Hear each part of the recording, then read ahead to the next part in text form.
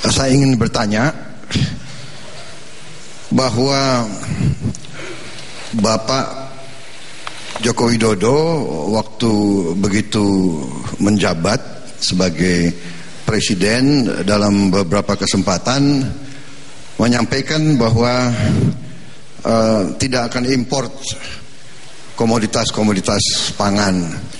Ternyata dalam 4 tahun Bapak memimpin, Bapak banyak sekali mengimpor, Pak. Komoditas-komoditas itu ada datanya semua. Ini terus terang saja yang kami dengar sangat memukul kehidupan petani-petani kita. Petani tebu panen, tapi gula dari luar masuk dalam jumlah yang sangat besar, Pak, jutaan ton, sehingga baik, waktunya sudah habis. kemudian maaf Bapak, demikian juga komoditas lain. Waktunya sudah habis. Padahal Bapak sendiri membanggakan bahwa produksi naik. Jadi mohon jawaban, Pak. Baik, silakan Bapak nomor urut 01 untuk menjawab. Waktu Bapak 2 menit dimulai ketika berbicara. Silakan. Terima kasih. Tadi di depan sudah saya sampaikan bahwa di tahun 2014 kita mengimpor jagung itu 3,5 juta ton. 2018 kemarin perlu saya sampaikan kita hanya mengimpor 180.000 ton. Artinya petani jagung kita telah memproduksi 3,3 juta ton. Sehingga impor itu menjadi sekarang ini dapat dikatakan sangat jauh berkurang. Memang tidak mungkin kita membalikkan tangan dalam sehari, 2 hari atau setahun, 2 tahun. Memerlukan sebuah waktu panjang untuk melakukan itu. Di bidang beras, perlu saya sampaikan juga bahwa sejak 2014 sampai sekarang import kita untuk beras ini turun. Dan produksi beras kita, supaya kita tahu semuanya, 1984 kita memang swasembada. Dan saat itu produksi beras kita 21 juta ton per tahun. 2018 kemarin produksi beras kita 33 juta ton beras. Konsumsi kita 29, artinya apa? Ada stok, ada surplus sebanyak hampir 3 juta ton, 2,8 juta ton. Apa artinya? Kita ini sebenarnya sudah surplus. Kenapa pertanyaannya? Kenapa kita impor? Kenapa kita impor? Karena impor itu untuk menjaga ketersediaan stok, untuk menstabilisasikan harga. Kita juga harus punya cadangan untuk bencana. Kita harus punya cadangan juga untuk gagal panen. Kita harus juga punya cadangan untuk kalau terkena baik, waktunya cadangan itu berat. Sudah habis, Pak. Baik. Harap tenang. Mohon tenang hadirin sekalian. Selanjutnya Capres nomor 02 untuk menanggapi. Waktu Bapak 2 menit dimulai ketika berbicara. Silakan, Pak. Ini jawaban yang selalu kita dengar, Pak. Tetapi masalahnya adalah strategi yang saya katakan, memang strategi dan mungkin falsafah ekonomi kita yang berbeda. Kita ingin berdayakan produsen kita sendiri. Jadi kalau memang kita sudah kelebihan stok, ya kenapa kita harus import? Mohon tenang. Itu yang jadi masalah. Kalau kita sudah benar kelebihan 3 juta, kenapa harus kita import? Apakah tidak lebih baik devisa itu dihemat, kemudian digulirkan, kita buka lahan baru, kita bantu benih, kita bantu pupuk itu sampai ke petani, ya.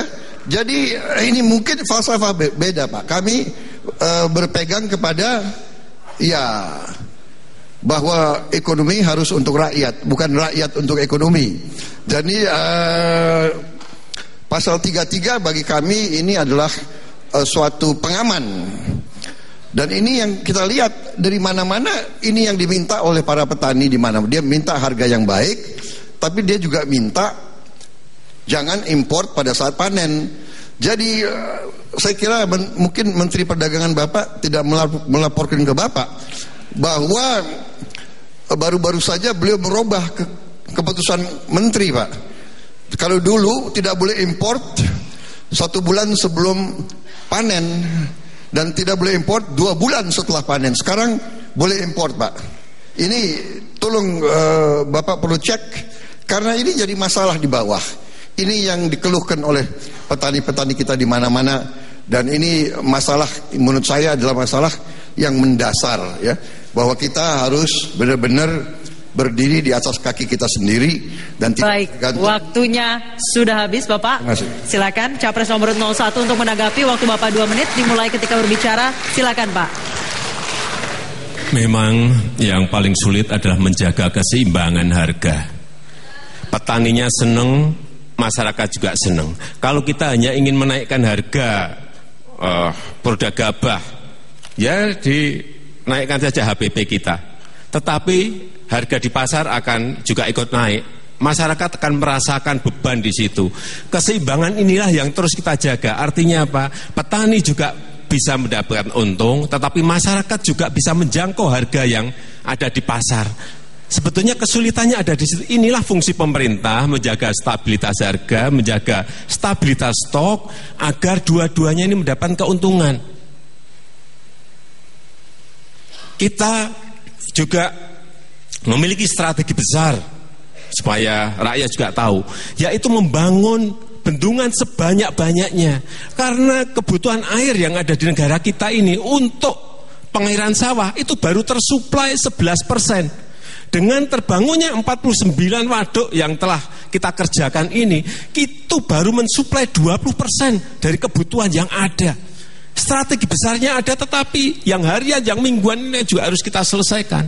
Kita terus harus membangun waduk ini agar di semua provinsi yang memiliki peluang untuk menaikkan produktivitas itu betul-betul ada airnya. Contoh di NTT, kita telah bangun 7 bendungan di NTT saja. Karena di NTT tanpa air gak mungkin mereka bisa nanam. Tanpa air gak mungkin mereka bisa nanam. Karena problemnya ada di situ. Di NTB juga sama, dibangun bendungan kan tanpa air juga mereka gak akan bisa menanam apa-apa. Inilah strategi besar, tetapi juga ada strategi jangka pendek dan jangka menengah yang kita kerjakan. Baik, masih ada waktunya Bapak. Silakan, sudah cukup? Baik. Baik, terima kasih, dan sekarang waktunya Capres 01 yang akan memberikan pertanyaan kepada Capres 02 untuk Bapak Joko Widodo. Kami persilahkan. Waktunya 1 menit. Terima kasih. Infrastruktur apa yang akan Bapak bangun untuk mendukung pengembangan unicorn Indonesia?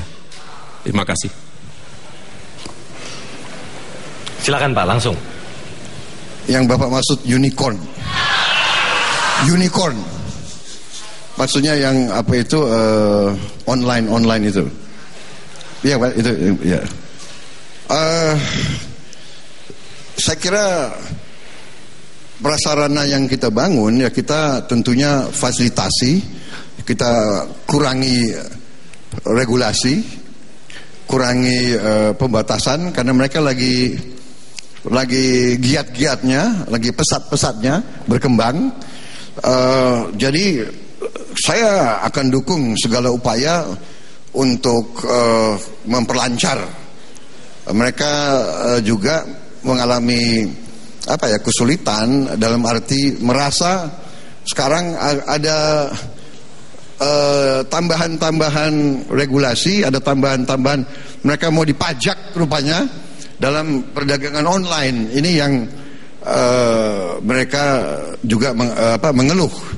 Jadi saya menyambut baik dinamika perkembangan bisnis seperti itu. Ini luar biasa pesatnya, dan ini memungkinkan membuka peluang-peluang luar biasa.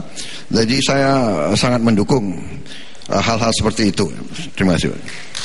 Baik, langsung ditanggapi oleh Bapak. Ya, jadi perlu saya sampaikan bahwa dalam rangka memberikan dorongan kepada unicorn Indonesia. Kita tahu di negara ASEAN ini ada 7 unicorn dan 4-nya ada di Indonesia. Oleh sebab itu kita ingin agar tidak hanya 4 tetapi ada tambahan-tambahan unicorn baru di Indonesia, startup baru yang ada di Indonesia.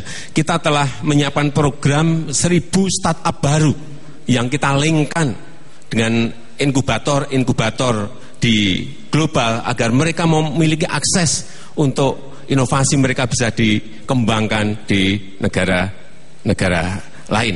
Kita dalam rangka infrastruktur, dalam rangka mendukung unicorn ini, kita juga membangun infrastruktur yang tadi sudah saya sampaikan. Palaparing di Indonesia bagian barat telah 100% selesai, Indonesia bagian tengah 100% selesai, Indonesia bagian timur 90% selesai, dan nanti di Juni insya Allah 100% juga akan selesai.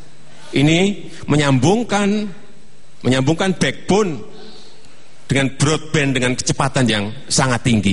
Kemudian yang kedua juga sistem 4G. Ini akan kita teruskan. Sekarang baru mencapai 74%, tapi saya meyakini insya Allah sampai akhir tahun ini seluruh kabupaten dan kota provinsi yang ada di tanah air akan sudah tersambungkan. Yang ketiga, regulasi yang memudahkan. Startup ini juga terus kita dorong. Tanpa regulasi-regulasi yang sangat ketat, mereka mendaftarkan lewat online bisa sekarang ini. Inilah yang terus kita dorong sehingga benar-benar kita mampu menyongsong revolusi industri 4.0 dengan SDM yang telah kita siapkan lewat inkubasi yang ada sekarang ini yang sudah dalam 3 tahun ini kita siapkan. Baik, cukup Pak. Baik, silakan langsung ditanggapi Bapak Prabowo Subianto. Waktunya juga 2 menit. Ya, jadi kita tahu derap kecepatan dinamika perkembangan internet, IT, telecommunications berkembang dengan sangat-sangat besar. Dan memang saya juga mendukung semua upaya untuk kita mengejar dan mengambil posisi. Tetapi hal-hal mendasar, Pak Jokowi, saya lihat ya, hal-hal mendasar dalam perekonomian Indonesia adalah bahwa terjadi suatu disparitas, suatu segelintir orang, kurang dari 1% menguasai lebih dari setengah kekayaan kita. Jadi kalau ada unicorn, ada teknologi hebat, saya khawatir ini nanti lebih mempercepat nilai tambah dan uang kita lari ke luar negeri. Ini yang saya khawatir. Ya, silakan Anda ketawa, tapi ini masalah bangsa. Kekayaan Indonesia tidak tinggal di Indonesia. Menteri Bapak sendiri mengatakan bahwa ada 11.400 triliun uang Indonesia di luar negeri. Di seluruh bank di Indonesia uangnya hanya 5.465 triliun. Berarti lebih banyak uang kita di luar daripada Indonesia. Nah, kalau kita tidak hati-hati dengan antusiasme untuk internet, e-commerce, ini, itu, saya khawatir ini juga bisa mempercepat arus larinya uang ke luar negeri. Ini bukan saya pesimistis. Ini saya ingin ingin menggugah kesadaran bahwa sistem sekarang ini sudah habis Bapak. Memungkinkan uang kita mengalir ke luar negeri. Itu saja. Sudah habis, Pak Prabowo, Bapak. terima kasih. Mohon tenang sekali lagi. Mohon tenang dan pemirsa dan hadirin sekalian, di segmen selanjutnya kita akan mendengarkan kalimat pamungkas dari